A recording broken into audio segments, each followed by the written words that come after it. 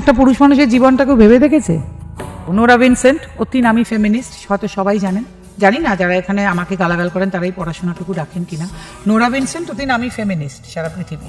তিনি একবার ভাবলেন যে তিনি একটু পুরুষ সেজে দেখবেন 2 বছর, যে ঠিক এক্স্যাক্টলি কী ব্যাপারটা, মানে পুরুষ হলে কীরম লাগে। উনি পুরুষ সেজেছিলেন 2 বছর, তারপর 1.5 বছরের পরে আর থাকতে পারেননি, মহিলা হয়ে গেলেন উনি। আবার দেখলেন যে পুরুষ মানুষের প্রতি নারীদের দুর্ব্যবহার এবং সব কিছু এত খারাপ, উনি বললেন এটা জাস্ট নেওয়া যাচ্ছে না। Men are suffering.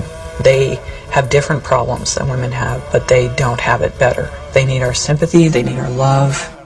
এবং ওনাকে তখন জিজ্ঞেস করা হয়েছিল যে আপনি কি মহিলা হয়ে তাহলে থাকতে ভালোবাসবেন? বললেন আগে আমি অন্য কারণে ফেমিনিস্ট বলে থাকতে ভালোবাসতাম, এখন আমি অন্য কারণে থাকতে চাইছি মহিলা। কারণ পুরুষদের যে প্রবলেম, পুরুষদের সঙ্গে যে দুর্ব্যবহার, পুরুষদের প্রতি যে মেন্টালিটি সমাজের বা মহিলাদের, সেটা জাস্ট নেওয়া যাচ্ছে না। সেই জন্য আমি মনে করছি আমি মহিলা হয়েই ভালো আছি। আর পুরুষদের ব্যাপারটা কেউ বুঝতেই পারেন না, উনি সেই কারণে তখন মহিলা হয়ে থাকতে চাইছেন।